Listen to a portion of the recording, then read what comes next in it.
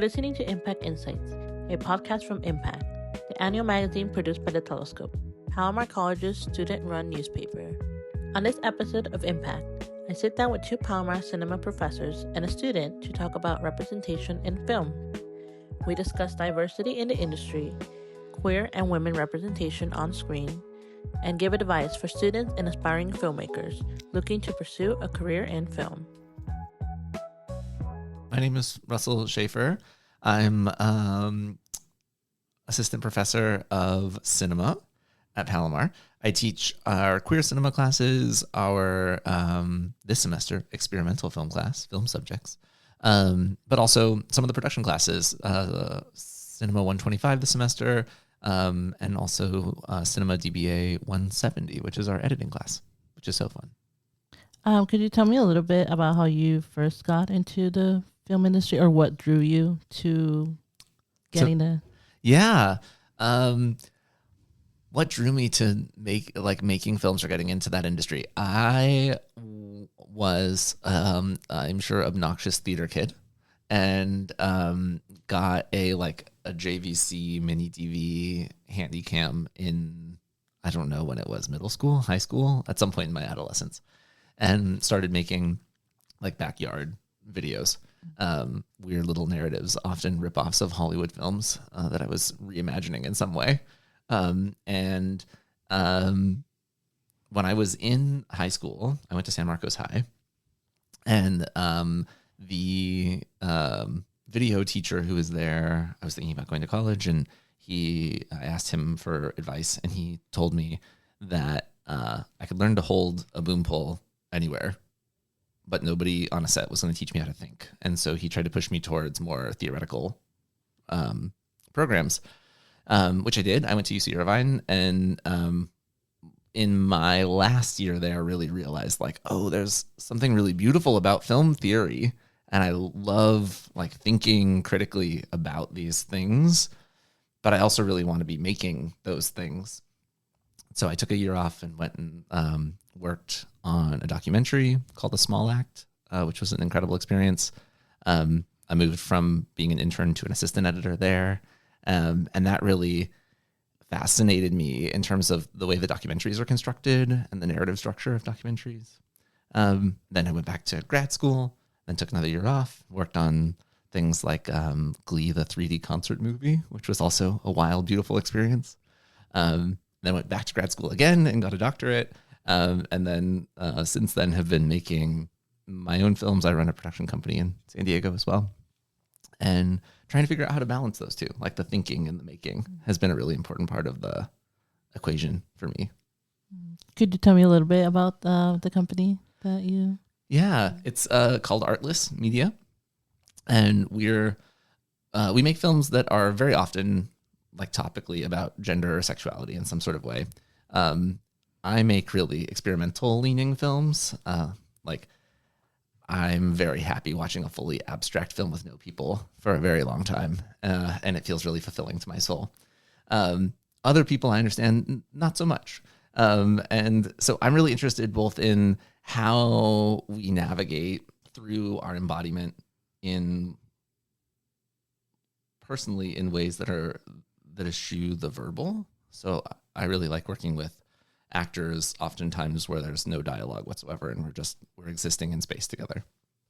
And then when I'm producing for other people through Artless, I'm often looking for folks who are maybe thinking about the same themes, often gender, sexuality, embodiment, but making their films in a way that is perhaps a little bit more accessible, or where they have a very specific cinematic grammar that they're working with that isn't my own, but allows me to see through their eyes for a while we're making the thing together. And you said that the films you make kind of deal on gender and sexuality, right? Mm-hmm. So why is that important to you? That's such a big question. I think in part because when I was growing up, I think I really struggled with the language of gender and sexuality, and trying to figure out how I existed with regard to desire, but also with regard to like my own body and what is or is not or was not allowable for my body. And so the experimental form specifically for me has allowed for an exploration of that in ways where I feel like language often bogs us down, like the categorical framework that comes with language when it comes to gender and sexuality, for me can feel really stifling. And there's something about our visual mediums that I think allows us as artists to get to something else. I don't know that necessarily it's like it's deeper or it's more authentic to ourselves. I don't know that I would say that, but I think that it allows us a different avenue to understanding how we exist in the world.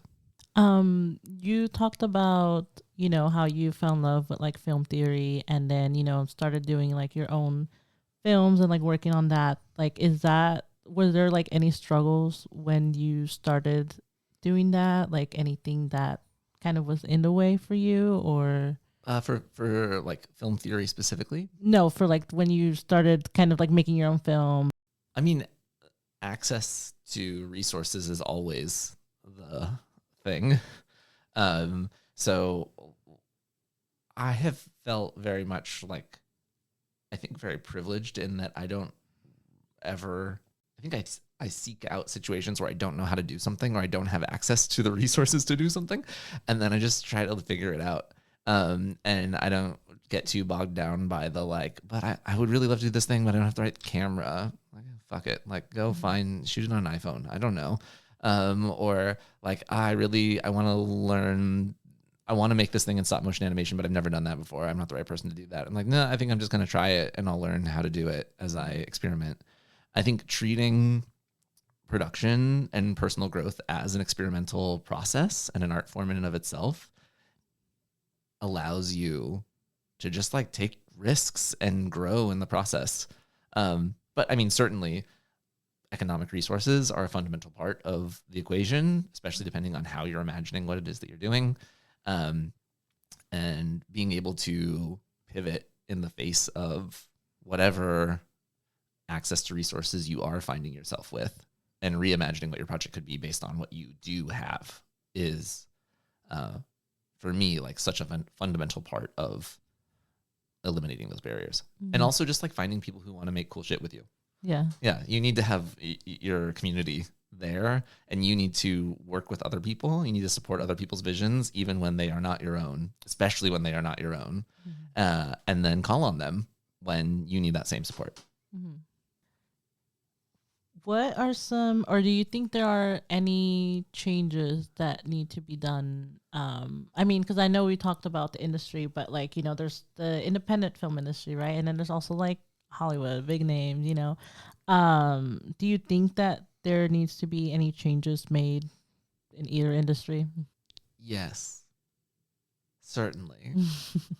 I think that one of the problems with the larger capital-driven industry, the Hollywood system, is that so much of that relies on expectations about what drives a marketplace. And so social change, diverse voices, people who are taking interesting, risky decisions oftentimes are not the ones that are seen as economically viable. And that sucks. Like that isn't the system that I want to exist in necessarily. Mm-hmm. And so I think certainly we need more diverse voices. We need more female filmmakers. We need more queer writers. We need more trans folks on set in every facet of the industry. There is a annual report that comes out of USC, out of the Annenberg School, that tracks diversity specifically in women in the film industry. And that appeared to be climbing and climbing and climbing. And then in the last year, just like took a massive nosedive. And I think that also speaks ultimately to the folks that are making the decisions about hiring practices are making those decisions based on economic concerns and how they understand the larger cultural tide to be flowing, and not based on what's actually good for our art form, for our communities, in a more general sense. So that's hard. Yeah. I wish that wasn't the case. I wish we were all making ethical decisions that were about representing the beautiful, rich experiences of the world. And I think that we all need to push in that direction. And certainly on indie film sets, I think the ones that are doing the most interesting work are the ones that are being intentional about their hiring practices, that understand what story they're telling and make sure that they cast accordingly from those communities, that they hire behind the camera from those same communities as well, that you're seeing representation not just in this like public facing way, but in a deeper, more meaningful way all throughout the above and below the line hiring that happens. Is there something that you would, or what advice would you give to someone, I guess a film student, since you were a film student yourself, what is some advice that you would give them? I think, like I said before, definitely finding your people and finding them early and not abandoning those folks as you move on. So if you found a community at Palomar and you're here, being able to keep up with folks, and if it's possible, if it's feasible, continue to help them with projects and grow your community as opposed to trying to move on to something bigger and replace your community. People are not replaceable in that way. And the bigger your network, the bigger the range of artistic voices in your world, I think the more bountiful you'll be. And also you can lift each other up as somebody makes it into the industry or has an indie film that they're working on. Oftentimes decisions about crewing up are like, who do we know that we can call on that can be on set tomorrow? And so feeling like you are actively a part of a large community, I think, is an important part of it. I think also beginning to understand what your own individual voice is a long process, but one that I think is really important to encourage early. I definitely see a lot of value in like consuming as many films as you can and seeing what you like, creating mood boards for yourself, like understanding what makes those films interesting to you, being critical about your own taste, but then also trying to imagine like, okay, if this is a conversation, if film is a conversation, what do you have to say? Or how can you engage with the other voices in the room? Even if that's Christopher Nolan, like how are you going to engage with that voice? I don't know. That's not the voice I necessarily want to engage with, but that's okay. But what is it? Like, what is the conversation that's being had, and where do you fit into that? Or how do you want to change that?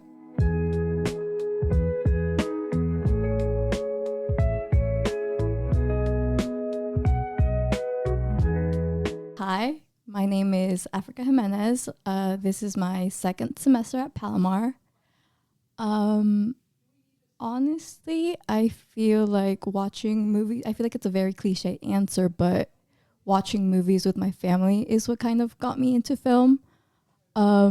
We very much struggled to get along, so I feel like movies was always the thing that kind of brought us closer together, specifically comedy movies or like animated family movies. As a kid, I always loved to watch the behind the scenes of a movie. So as soon as we finished the movie, I would go to the main menu, go to bonus features, and watch all the behind the scenes. So I would hear the actors talk about how the movie was made, hear the director, the editor, every casting director, like everyone who's in charge of the movie. My parents would always be like, why the hell are you watching that? That's not interesting. That's not a part of the movie. But I would be like, I don't care. And then my sister would join along. So she's also interested in movies. And that's kind of like my origin story. Well, you did mention animated films. So you watched a lot of animated films growing up. Like, is that something that, you're still drawn to? Or like as you've grown, are there other, sort of films that you like enjoy watching? So I very much still enjoy animated films. I'm on Guillermo del Toro's side. Animation is not just for kids. That is very dumb, whoever says that. So I very much enjoy animated movies. I love Lego Batman. I actually have him tattooed on my leg. So for me, as I'm still very much a beginner I do think I am like right now gravitating towards, like live action stuff. Mm-hmm. But as I continue with this career, I very much do think I would love to be a part of an animated movie, create that. I feel like I went a little off topic with your question. Sorry, what was your question again? Oh, just like what kind of other genres of movies do you like to watch? Okay. Mm-hmm. Like I mentioned with my family, besides animated, it was also very much comedy movies, especially like very bad comedy movies we would watch. But I love comedy. I love making people laugh. So that's very much something I also want to get better at. As a kid, I've also very much always loved like dramatic things. I love rom-coms. I love suspense. I love drama. Can you tell me a little bit about your journey, getting to here to Palomar and, studying film?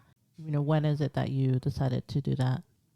Okay. Like I mentioned, this is my second semester. So first semester, even though I've always known that I want to study film, at least now that I'm older. In my first semester, I was a little undecided. My idea with coming to Palomar was to study kind of like a backup career.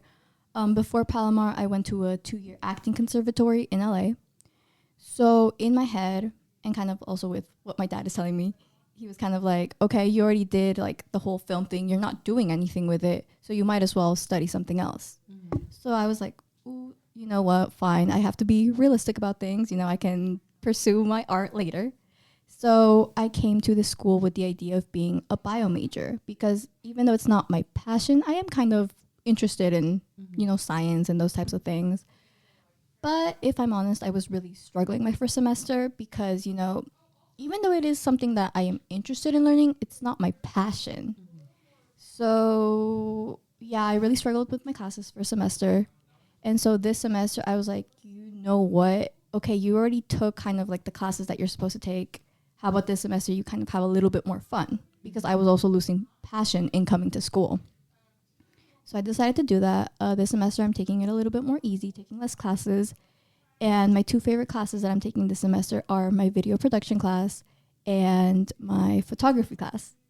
So those are the 2 classes right now where I'm able to, actually put my passion into something. And I'm really enjoying them. And so this makes me feel like I'm on the right track finally. And so now I can give my dad the satisfaction that I'm actually doing something with my, previous film career. Yeah, I feel like that's something that, at least for myself, like kind of like a struggle in the beginning of like, oh, I want to study film, and then you tell your parents and they're like, well, I mean, especially because, they see it as like, well, are you going to be able to make a living off of that? And yes, film is hard. Getting into that industry is hard, or whatever you want to do, it's not going to be easy. But I feel like that's the case with almost anything, really. But yeah, it's like, it's kind of like a struggle of like, okay, I'm very passionate about this.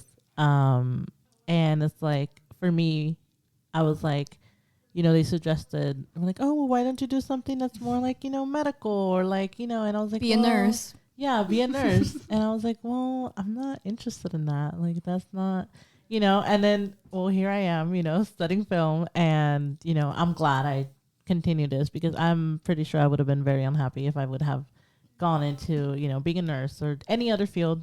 I'm like, I want to do anything film. I'm like, yes, it'll be a struggle.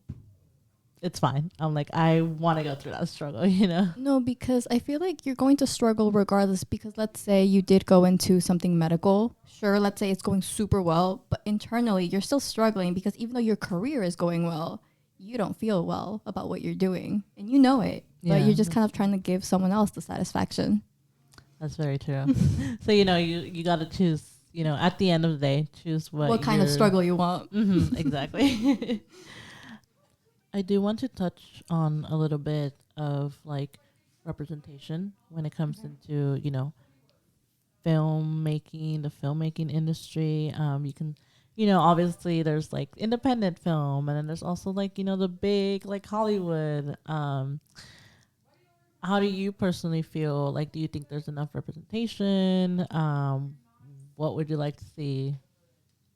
Well, that's a very like nuanced question.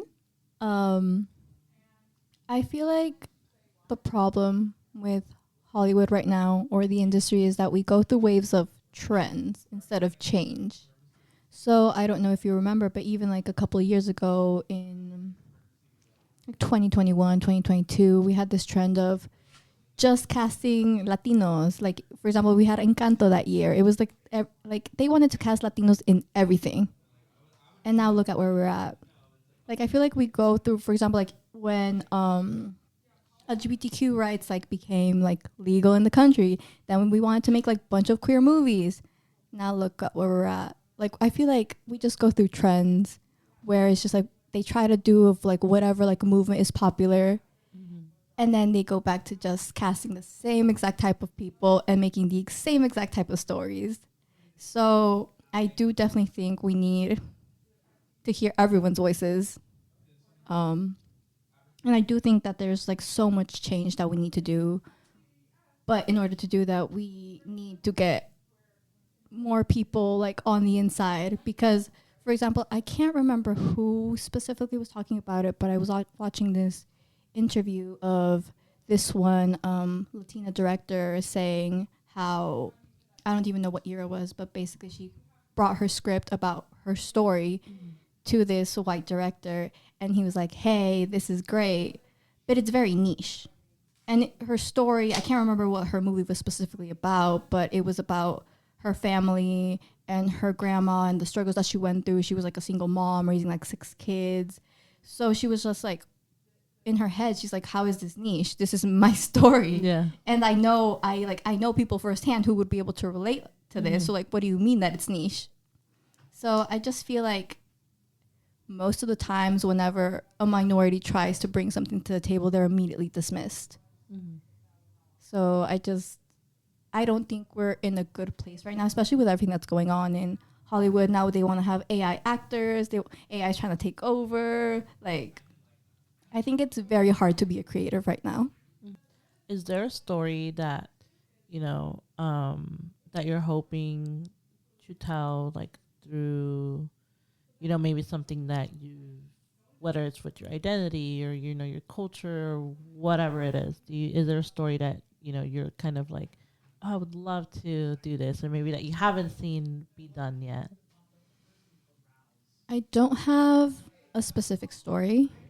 But I definitely I have ideas more so.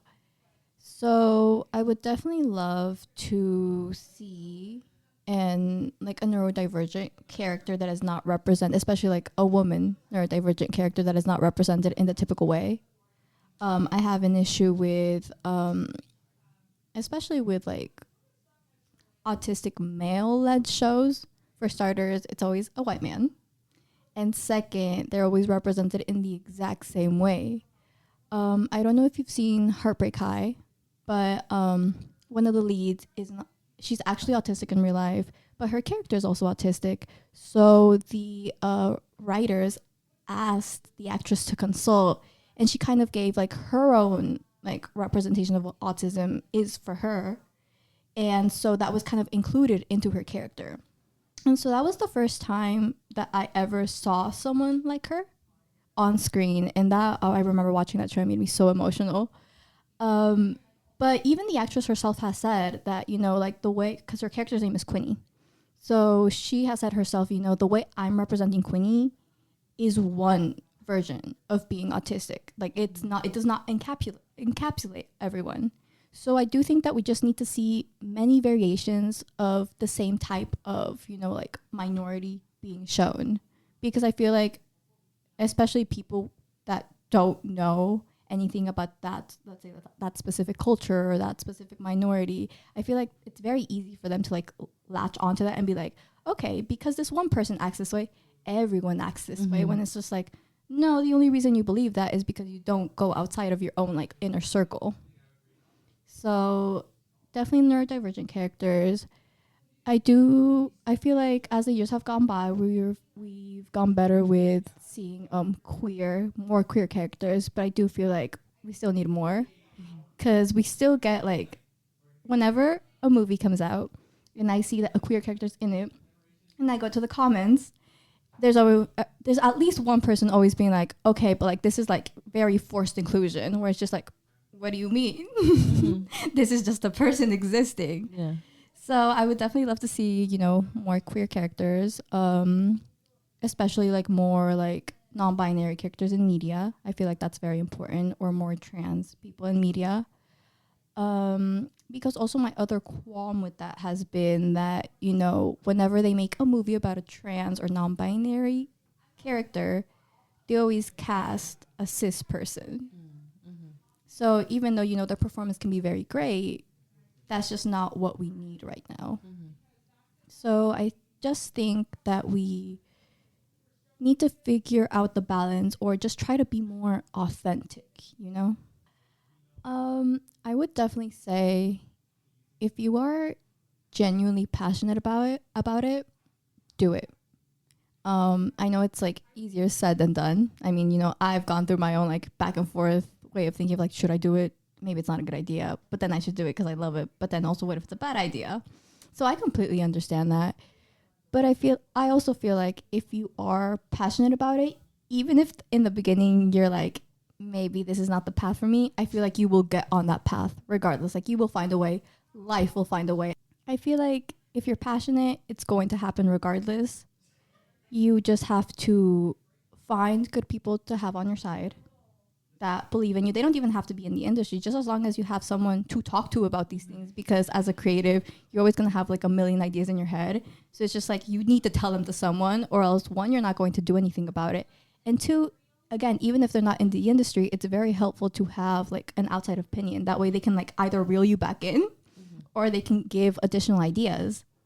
So I would just say, keep going at it, have good people on your side, because also the problem with this industry too is that you find a lot of not nice people. So find good, genuine people to have on your side, and just have fun. I feel like that has been one of my biggest problems too, because I focus so much on the end result, whether it's good or bad.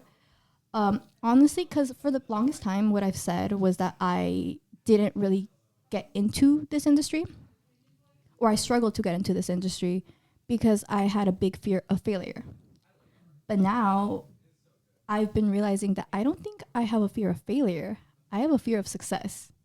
I think I'm more terrified of succeeding than I am of failing, because if I fail, you know, I can just go into obscurity. No one will ever know anything.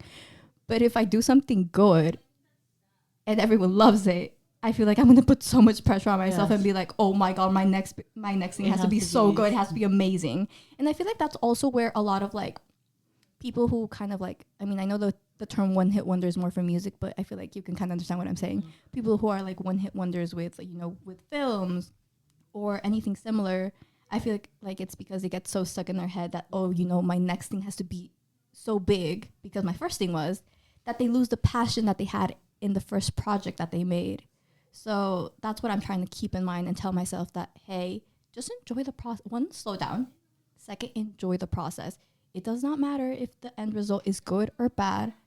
The whole point of it is the process and the fact that you made it on the other side.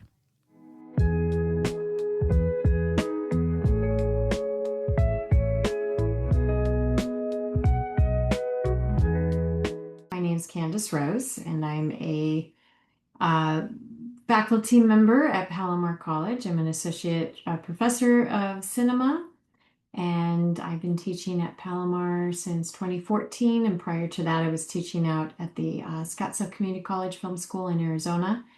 And during that time, when I lived in Arizona, I also, while I was teaching, I taught film production when I was out there and screenwriting. I also had my own film production company at that time. I was married, and so together we had a film production company for about 10 years. I also went to school at the film school there as an adult. I was a returning adult student back into college, really fell in love with film, and then just naturally went into film production. And so through that journey, like I said, we had a film production company, and I worked independently for about, like I said, for about a decade on either independent projects. So we did a lot of like corporate videos, worked on music videos, interviews, things like that. We did some short films, but we also did a couple of feature films as well. And then any shows that would come to town. So if anything came to town from Hollywood, then we would try to get on them. And so I worked on quite a few productions as well, which was really good training because I got a chance to see sort of how the professional shoots are run, things like that. And so, yeah, the combo of having worked in the independent film industry, teaching, and then I also got my degrees. I still like to write. So during my sabbatical, I wrote a screenplay, which is a lot of fun. And so still doing that, still doing some writing. Occasionally I'll coach for screenwriting as well. And I think along with that, I'm still teaching screenwriting at Palomar, and I'm also working with our military leadership program, and I'm also doing credit for prior learning. So really focused and centered around our adult learners. That's really great. What is it that drew you to film? Because you said you came back like as a returning student and then started, studying film. So what is it that drew you to that? So I've always been interested in the arts. I played piano and was a singer. And so when I was in high school, I was doing theater and singing. And this just felt like kind of a natural fit for that. I also went to music school when I was much younger. And so I felt like it was a natural step. It's an opportunity to be creative. I love getting lost in stories. I love binging on shows. I like all genres. And so just like I said, it was a natural fit. The other thing I think that drew me to working in the industry is that I'm very good at project management. That's just something that's always been part of my personality. And to work in the industry, especially as a coordinator or assistant director, which were two of the roles that I primarily worked in, you really have to have good time management and project management skills. You have to be able to work with multiple people, lead people, follow, be a good member of a team, make deadlines, get creative, make something happen out of nothing. And that was a really good fit for me because I could do that. So I just naturally kind of worked my way up. I just got asked to do jobs because I could do it. I could get things done. And that experience has also served me very well working at Palomar because understanding here's the end project we want to get to. We want to make this movie. Then what do we need to do to get there? Here's our budget. Here's our parameters. So I've been able to build, like I said, the military leadership apprenticeship program and also credit for prior learning were built in the same way as if I was going to make a movie. Here's the end product. Here's what we need to do to get there. So I think that's probably what drew me to it the most. There's lots of data out there that shows that our film industry is still very much male dominated. However, compared to when I was growing up, and now I sound old, that there were only 5 stations on TV if you couldn't afford cable. And so if you look at all the streaming sites, there's so much more diversity now. And every year there's more and more and more. And there are so many films and television series that are being made by women, directed by women. I always pay attention to the credits. It's what I do. I love looking at the credits. Always pay attention to who's directing. And there are so many more women now directing our shows. So that's very encouraging and exciting. And there's organizations like Women in Film Los Angeles. So if you haven't checked that out, check that out. Those are the kinds of organizations that got great membership deals for students. They have fellowships. That's where you want to go. You want to get involved in that. The Writers Guild Foundation is another really good organization, and they have very inexpensive events. They also have a YouTube channel, so you can look at all the interviews that they do. They do a lot of Zoom things, stuff like that. So I recommend that women and people of different abilities, people of different ethnicities that maybe aren't seeing themselves represented or might not be having those studio opportunities to definitely get involved with other organizations that can kind of help them navigate that. So there are lots of opportunities out there. That's it for this episode of Impact Insights. If you want to hear more conversations like this, visit the-telescope.com for more coverage, podcasts, and the latest issue of Impact. Thank you for listening.